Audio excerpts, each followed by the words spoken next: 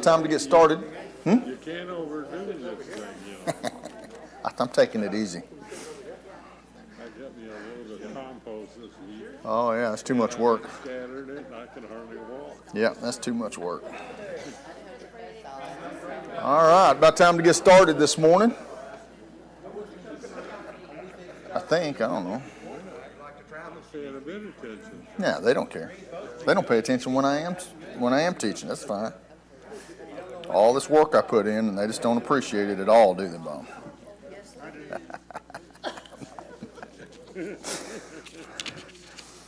That's a teacher's pet right there. All righty. About time to get started. We're going to be in Mark chapter 9. We're going to be starting in verse 30. And so we're continuing our study in Mark, and I'm not sure. Obviously, we're not going to get through Mark, but I'm not sure when that kind of thing changes. I just get up here while they tell me to, and that's it for me. I try not to get too much information.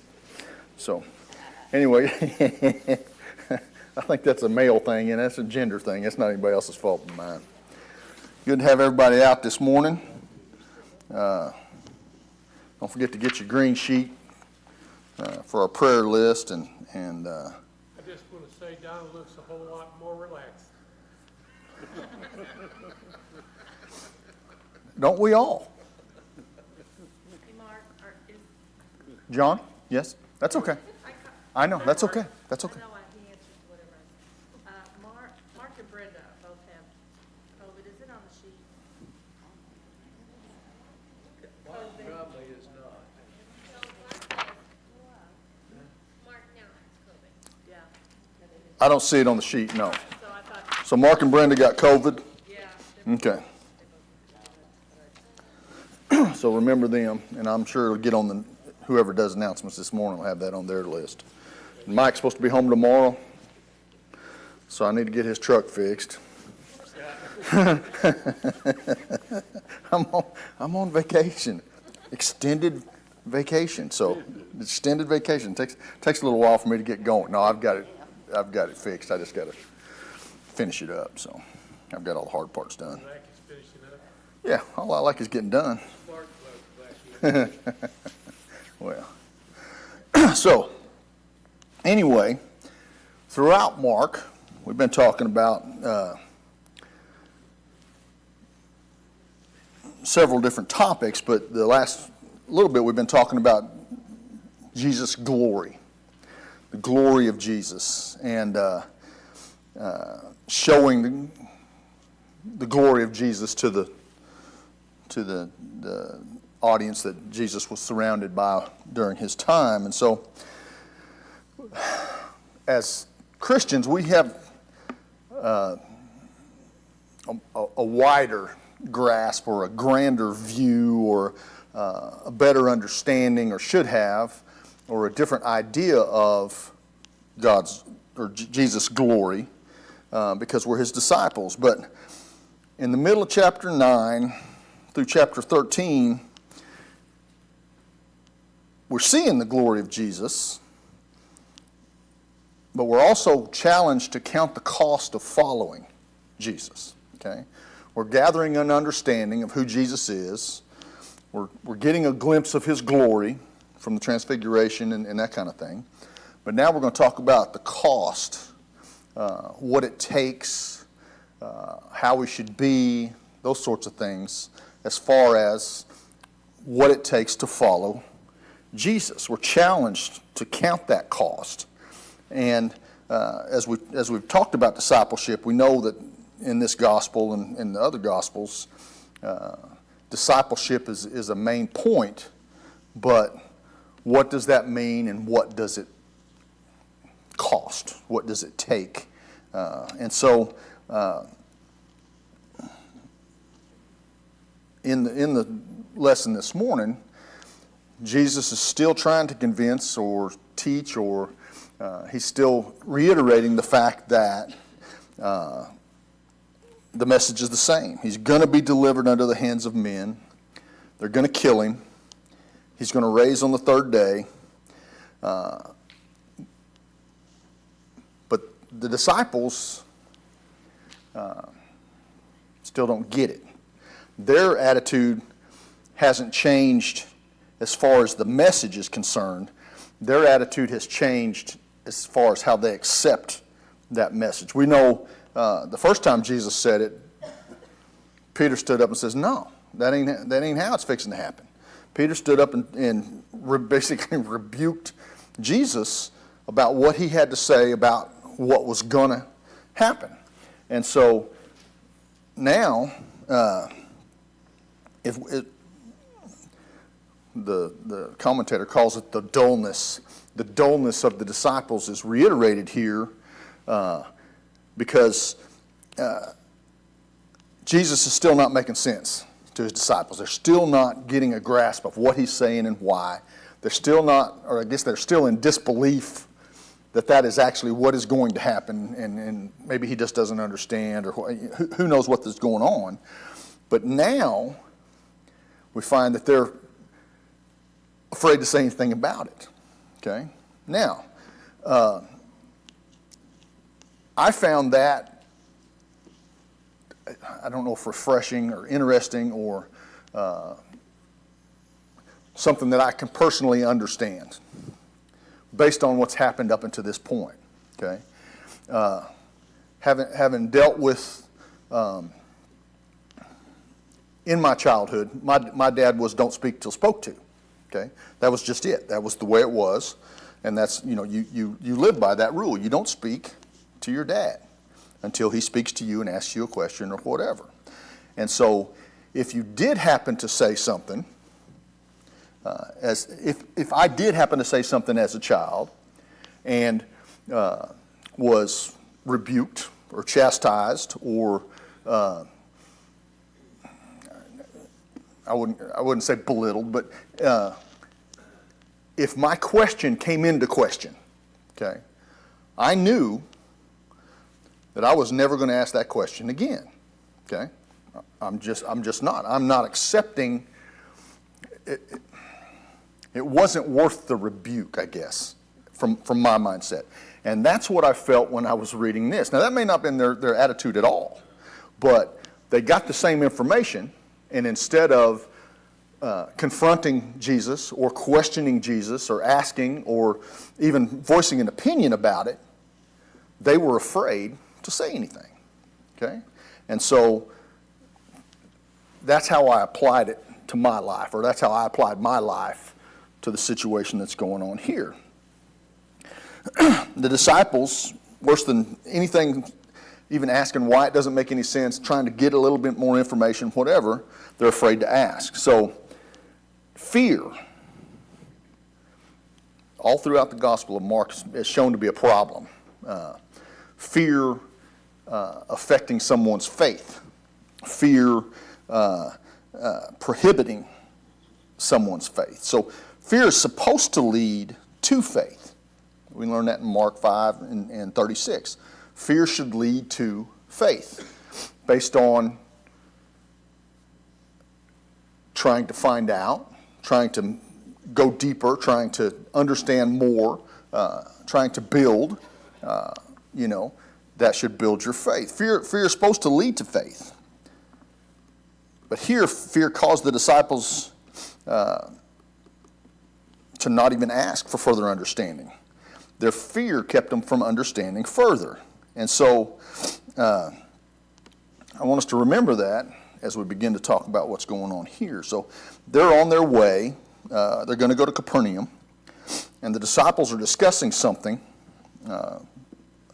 amongst themselves. They're not discussing with Jesus. They're just going. So Jesus asks them what they're talking about. Okay? Jesus knows what they're talking about. Obviously, to us, he knows what they're talking about. But they sheepishly, I think is a good word, they sheepishly, they just refuse to tell Jesus what they're talking about because I guess they found embarrassment of the subject, which they, from our standpoint, they should have. But they were arguing with each other about who's the greatest in the kingdom. That's what the discussion was about. And it's a selfish discussion, and, we can look at that and be disturbed by, maybe, I don't know if we're disturbed by it or not. Sometimes we can find humanity in it, but amazed maybe that they would argue over who was more valuable and who was more important. We would never have those arguments, We would never have that situation going on. We wouldn't fight with each other who's more valuable in the church. We would never argue over who's greater. We would never argue over who contributes the most money or who spends the most time or who contributes the most in their abilities or talents. We wouldn't have arguments over any of that kind of thing. We would never try to have titles or have people pay attention to us, just because of who we are and what we're doing. We would never have that, would we? I think probably we would. I would think probably we do, and I think probably there's those that struggle with that. I had a friend one time tell me, well, he didn't tell me, he was I'm going to say older gentleman, I don't know. Even at my age, he would have been much older than me, and this was back when I was a lot younger, but he said, humility is one of those things that once you find it, you've lost it. Once you realize you're humble, well, then you're not humble anymore. So, and I've taken that with me through the years, and it's a concept that's difficult to grasp, but people have a problem with self-centeredness, with being selfish, and we found that throughout the Scriptures. We found that as a stumbling block throughout the Scriptures, and we can do the same thing. We like to think of ourselves as important. We want to be valuable and have people give us recognition. We think we need to have a say. People should run things by us. People should check on us. People should pay attention to us and fawn over us. People should need us because we're important. So Jesus has a message for disciples, and it's an important message for us. And before we get to that message, I found a lot of those descriptions applied in my life, in my work life, okay? And I went about my life like that, thinking I was way more important at my job than I was. I'll get to you, I promise. Right up until the day I got fired out of the blue, and realized that, I'm not nearly as important as I think I am. I'm not worth nearly as much as I think I am. I'm not nearly as indispensable or any of those things that I always thought I was, and had felt like I had earned, felt like I had built myself up to a point that this is where I was. One of the things I used to say all the time, and I have yet to say it again, and now I don't have to, but what are they going to do, fire me? Well, the answer to that question, if anybody needs to know, was resounding yes. Yes, they are going to fire you. So anyway, Greg, go ahead. Almost called you Mark, but go ahead. I've always read this or interpreted this to be like they were trying to say, like, was it Elijah, was it Moses? Because here they're seeing Jesus do these miracles and all these things, and they're like, well, is Jesus going to be the greatest? So I've always read this to say that they weren't saying, I'm going to be the greatest, you're going to be. I looked at it as they were looking at their pillars, arguing who was the greatest in heaven. And that's a valid understanding of what's going on here, because what had they just been through? They had just been through the transfiguration. Obviously, the 3 had been having conversations with the 9, and that's actually a valid conversation. Well, until we get to the next section. And then that's when it kind of brings itself about. And it can apply to what, to your thinking on that also, because, we do, even if we don't put ourselves on a pedestal, even if we don't desire anybody else to put us on a pedestal, we still do that to others, okay? And we still have a higher expectation of somebody than we do of ourselves. We do that with preachers. We do that with brothers. We do that with elders and deacons. We do that with, we have a higher expectation of our government. We have a higher expectation of our children, those kind of things. And the disappointment comes when we find out, guess what? They will fire you. There ain't no doubt. They will fire you. So as we look into this and see what he sat down with the 12, and he said to them, and this is in Mark 9:35, if anybody would be first, he must be last of all and servant of all. And he took a child and put him in the midst of them, and taking him in his arms, he said to them, whoever receives one such child in my name receives me. And whoever receives me receives not me, but him who sent me, and so receives God. Now, I've read past that a lot, read right through that. Because I read through it from my point of view, and this is actually has to do with children, from my mindset and thought and love of children. Okay, I read through it of that. Okay, because I can see Jesus loving children. I can see that connection that children would have with someone that had the spirit that Jesus had, as far as his just his personality and the way he acted. I can see children being drawn to that. Now, the problem with that is, that's my point of view from the world that I live in, as far as children are concerned. Okay, I love children. Children in Jesus' day, this is a whole different meaning, has a whole different scenario. Okay. Jesus starts with this message about being last, and then you have to be very last in order to be first, to be servant of all people, and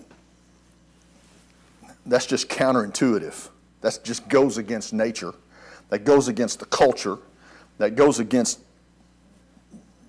everything we've ever been taught from childhood. I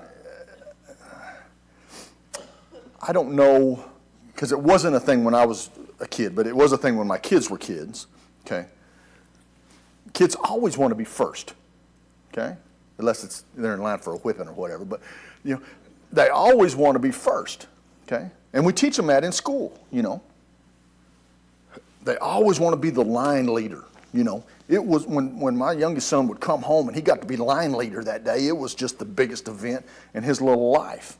Okay, and so we teach our kids from the very beginning to be first. You want to be first. You want to be best. You want to be most. You want to be biggest, tallest, fastest, strongest, most. You want to be the most. That's the way we teach our kids. We never. I never, taught my kids to be last.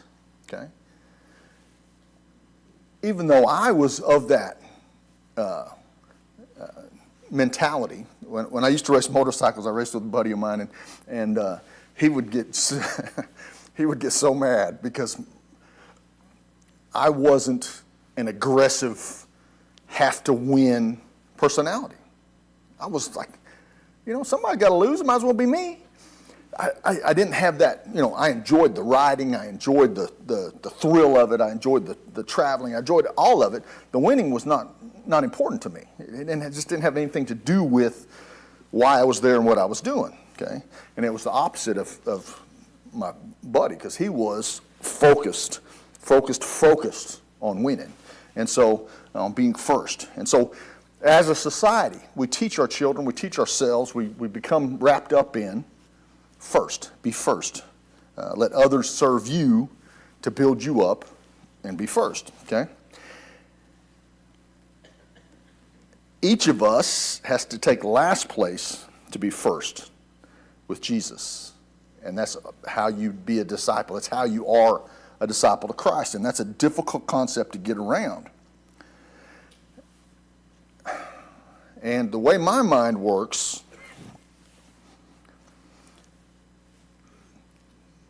now it be, and this is just my mind. Let me state that straight up front. This is just my mind, because now it becomes the competition who gets to be the last of the last.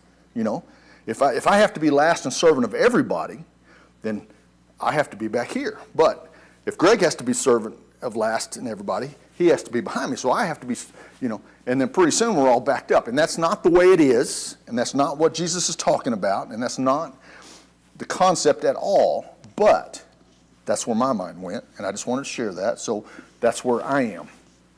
But as we talk about and as we consider being a servant, okay, I would like us to consider that we need to be a servant, okay? As a body, we need to be a servant, okay? I need to be an encouragement to you to be a servant. You need to be an encouragement to me to be a servant, and we just need to serve, okay? So I think it said one of the last. One of the last, yeah, in the group of the last, and so Jesus takes this child into his arms in the middle of his disciples, and that's a beautiful thing for me, for Jesus to receive a child, okay? But what the disciples would see is what we're going to talk about, okay? The cultural view of children in this time is very important for us to understand what this message is, okay? In our culture, we love children. They're innocent, they're vulnerable, they're gentle, they're pure, they're beautiful, they're amazing, they're just, and I'm talking about my grandson now, but they're just indescribable as far as just the joy that they can bring, okay? In Jesus' time, that was whatever the opposite of that is, that's the way it was in Jesus' time, okay? Well, like Robbie, he goes and plays cards just about every Friday night. Yeah. And they play with groups of 4 and 5. But he don't care if he wins or not. He just has a good time. Yeah, that's you just have a good time. So, in Jesus' time, in the world they lived in, children were, at the very best, insignificant. They were just, they had no social status. They can't offer you anything physical, like worth anything. They can't pay you. They can't repay you for whatever you might provide for them. You don't get anything in return, okay? So doing something for a child means you're not going to get anything back, okay? And so in this culture, that was an important thing to think about because it was a give and take. So if you welcomed a child in that society, you were breaking social norms. That was just not something you should do. That's not something that you were doing. It meant that you lowered yourself to accept another of lower status than you. And so in doing that, in welcoming somebody lower than yourself, you threaten your position on that totem pole, okay? So you bring yourself down because of that interaction with somebody on a lower scale than what you are. And that's, I'm not saying it's right. I'm just saying that seems to be the way it was. And so it's an illustration of what it looks like to make yourself last in front of others, okay? It would be something that would be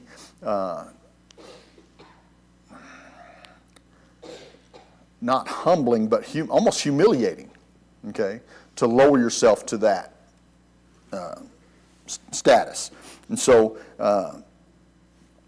it's an illustration of what it looks like to make yourself last and a servant to all. Jesus says that receiving a child, you're receiving Jesus. And by receiving Jesus, you're receiving the Father. And so by humbling yourself in order to accept someone else as better than yourself, you're doing what God would have you to do. So receiving Jesus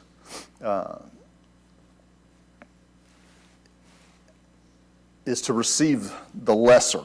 So we're to lower ourselves. We're not superior. We're not to make ourselves first. And this is the hardest one. We're not to be a servant of self. Okay? Not to be a servant of self. And that's a difficult thing in the society we live in, because that's all we're ever taught. That's all we're ever taught. 2 + 2 is 4, grass is green, sky is blue, and take care of number one, yourself. And that's how we're taught. And so it just becomes part of the narrative that's just unspoken, because you have to take care of yourself. And the reason for that is because no one else is going to do it for you. Okay? And so we have to be servant. We're not to be a servant of ourselves. We're not to even be a servant of some. And I know, we fall into that category also. I'm more than willing to be a servant of you guys, But am I willing to be a servant of my neighbor, that turns her dog loose in my yard? Or am I, throws her junk over my fence, or, parks her truck in my way, or has loud music, or whatever? Am I willing to be a servant of some? Or am I willing to be, as Christ says, a servant of all? Okay? And that's where we find a stumbling block and a difficulty in that way. Okay? And so we're to be the last of all and servant of all. And so that gives us a picture that we would serve the weakest and least insignificant of Jesus' followers, because that is serving Jesus. And so it's amazing that we don't, I don't know, we don't talk about it, we don't teach about it, we don't learn about it, we don't practice it, even though it's a huge part of what being a disciple of Christ is all about. Okay? We're talking about bridging the gap, close the gap. If we don't serve others, that gap will never be closed. Okay? As a matter of fact, if we just serve ourselves, that gap will do nothing but widen. Okay? And so, and we've talked about this, or I'm sure we've all seen it at some point. I know Mike's talked about it quite a bit, to a certain degree, not specifics, but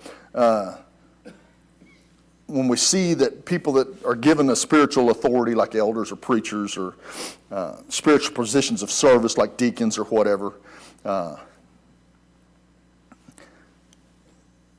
that I guess power, I don't know if it's power, but that status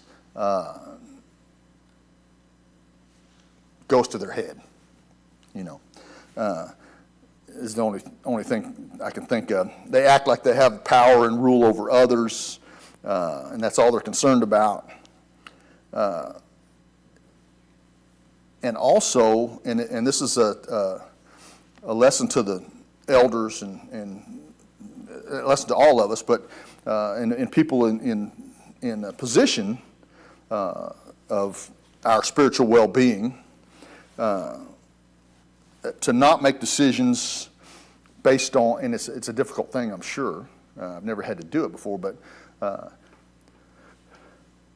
making decisions for the congregation based on every facet of the congregation, okay? And so making decisions considering how that decision affects even the weakest members of the congregation, okay? And so,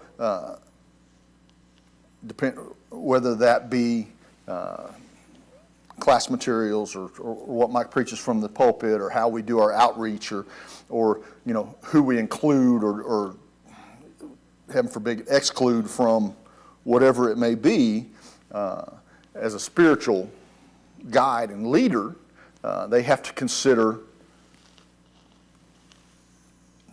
the service to the weakest. And so, and we have, we can, and we have, and we do.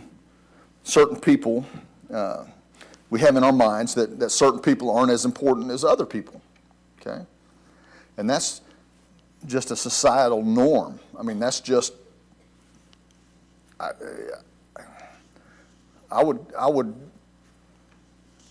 venture to say that's everywhere, worldwide, in every culture, in every society. That's just humankind, and I don't know that that's accurate, but do we think that there's some who are less significant? I would say that we probably do. Jesus says that if we have truly received him in our lives, then we'll serve even the least. We'll serve the weakest. We'll never consider ourselves as superior. We'll always lower ourselves in our hearts. We'll lower ourselves in our hearts, not just in our actions, but we'll lower ourselves in our hearts and minds and consider ourselves a servant to all. Because I know even in this congregation it has to be true. How many of God's children have been hurt by status or power or rule or posturing or, any of those things? And I want to say this even if it's not true, okay? Because something perceived from somebody, a perceived act of posturing or a perceived act of somebody considering themselves better than somebody else or better than you or whatever, can be just as damaging as the real, if it was actually the case or not, And so we have to be careful with that, okay?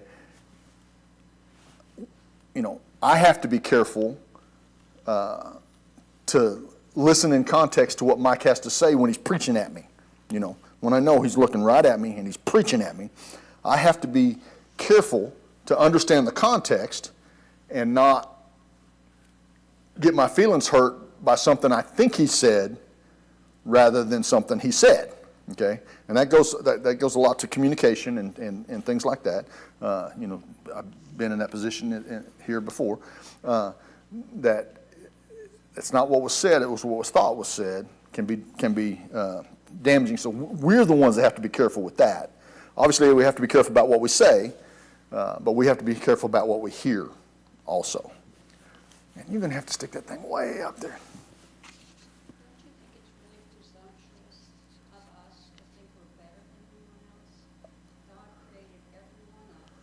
And we're going to get to that. We're going to get to that. Quit reading ahead. And I would say, yes, it is very presumptuous of us. Sister Johnny said it's very presumptuous of us to think we're better than anybody else. Okay? Because we're all created in God's image. Okay? We are all a created being. Okay? We're all part of God's creation. We're all part of humanity, And so,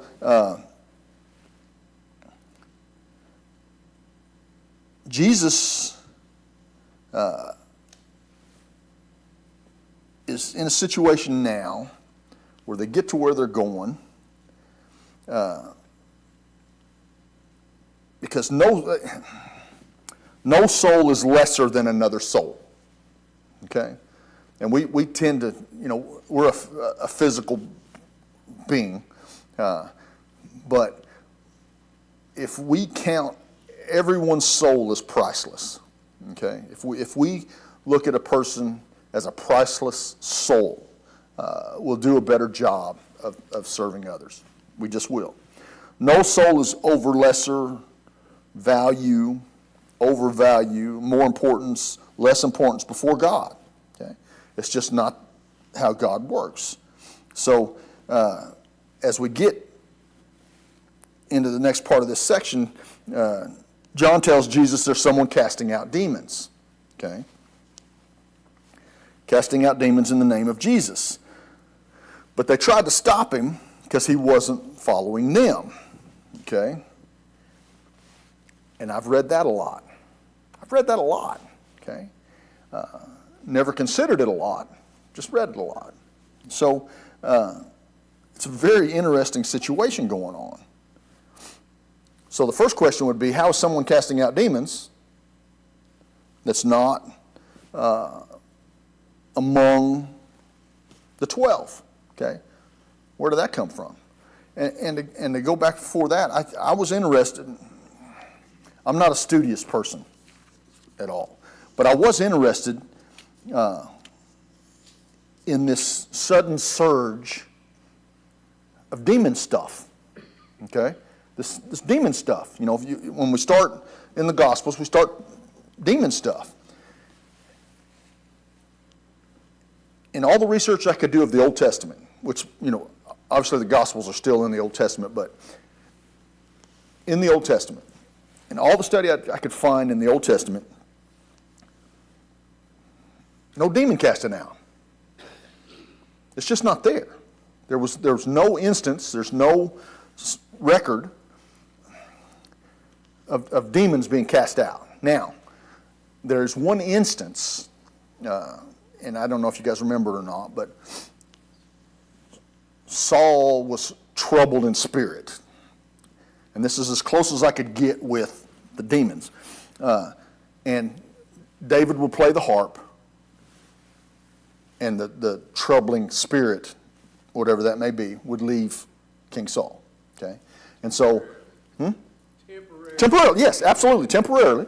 But that's the only instance that I could find that had anything to do with demons casting out. Okay? So, obviously, this is a fairly new phenomenon, or it's just now being talked about. I don't know. But, anyhow, so here we go. How is someone casting out demons in the name of Jesus without belonging to them 12? So, what we have to remember is, and this goes back to even with Moses, back in I think it's in Numbers, I'm almost certain, but we can't forget that Jesus sent out the 70, okay, in Luke 10. He sent out 70 to preach, to heal, and to cast out demons, okay? So why did the disciples have a problem with this person? Okay? It's not that he wasn't following Jesus, but that he was not part of the 12. Okay? He's not one of us. What's he doing? He's just showing off. You know, they should be coming to us to get the demons cast out, right? I mean, that's what we're here for. You know, we've elevated ourselves to a point where they should know that we're the guys. We're the guys. You know, we're the ones. And so, he's not one of our group, is the idea, you know. And the problem is that this person is not part of the 12. Now, we've got to remember also that John said they tried to stop him. Okay, person casting out the demons continued to do so, even though the disciples tried to stop him. He knew what he had been called to do as a follower of Jesus, and was not going to stop doing the work given to him. And Jesus responds to what the disciples attempted to do. And Jesus said, don't stop him. For no one who does a mighty work in my name will be able to soon afterward speak evil of me. Okay? For the one who is not against us is for us. For truly I say to you, whoever gives you a cup of water to drink, because you belong to Christ, will by no means lose his reward. So it's a general principle that those that evoke the name of Jesus are his authentic followers in this time. Okay? Now, obviously there's exceptions. Jesus said, not everyone who says, Lord, Lord, will enter the kingdom. It's not a message to say that no matter what we believe or do, because everyone who says Jesus is a follower, that's kind of the world we live in now. It's not the idea. Jesus flatly refuses that idea all through the scriptures. And so we need to keep the context of the message and the scene. Jesus is opposing parties and cliques, is what he's doing. Okay? He's explaining to the disciples that they have elevated themselves from servanthood to a position, whatever that position may be. Okay? Jesus is opposing those who focus on their own personal agendas and authority rather than on the great kingdom purpose. And this it was in Numbers. So it's similar to the Numbers 11 passage in 26 and 30 where Joshua complains to Moses that two individuals were prophesying outside of the camp. Those who were truly from God, these two were prophesying. They were obviously truly from God. And Moses says it was not about him, but he wished that all of God's people could prophesy. That all of God's people would be in that position. Because we remember again at the mountain, God, it seems like, obviously I don't know, but the wording is that God took some of Moses' spirit and gave it to the 70 that were at the bottom of the mountain before, because Moses was there with Aaron, Adab, and Abihu, and the 70, and his spirit was among them. And that's where the prophesying came from, okay? And so, and he said that all God's people should do that. And so, if people are doing the will of God, they don't need our consent or approval. You heard elderships telling people they couldn't do something because they didn't get permission first. But we do the work of God because it's what God called us to do, okay? The call is to support the disciples of Jesus in every way we can because it's important, okay? Lasting greatness is not measured by our standards, but by God's standards. And so Jesus sees what we do for each other, and that's the cup of water thing. Believers are called to live lives of giving instead of taking, thinking about others instead of themselves. The essence of leadership is being a servant. It's a common problem, and I'm one of them. I'm married, so I'm a husband. I'm a father. And there's situations where I like to be the boss,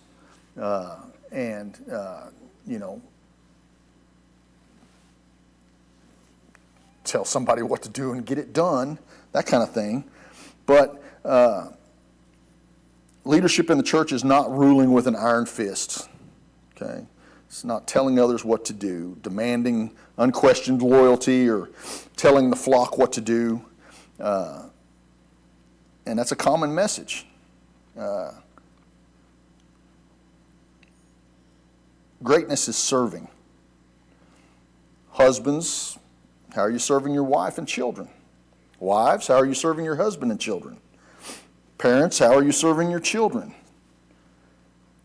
And serving your children is not allowing your kids to do whatever they want. Serving your children is raising them up in the nurture and admonition of the Lord.